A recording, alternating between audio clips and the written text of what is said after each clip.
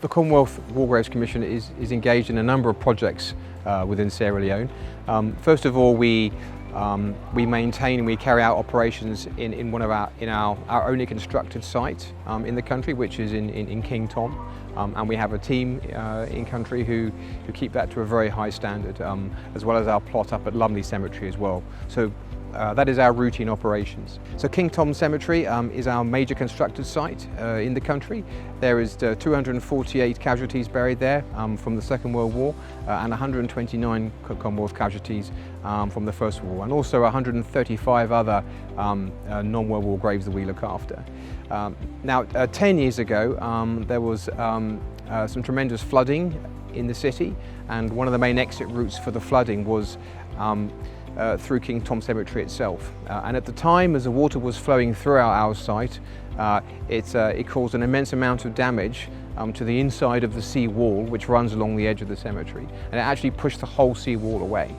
So between 2016 and 2018, the Commission worked with some companies, architects, engineers, and a marine survey company, local companies that we found in Sierra Leone and Nigeria, and also in the UK, to devise a new seawall structure, and that was completed in 2018.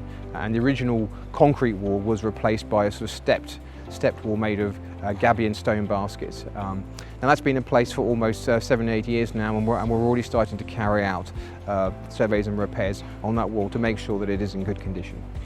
The role has been fascinating in terms of having to work with different people from different walks of life, one, and as well as having different cultural backgrounds.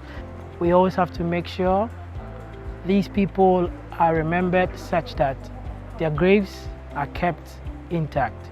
Then it becomes a lasting story for the next generation to also learn something and build upon.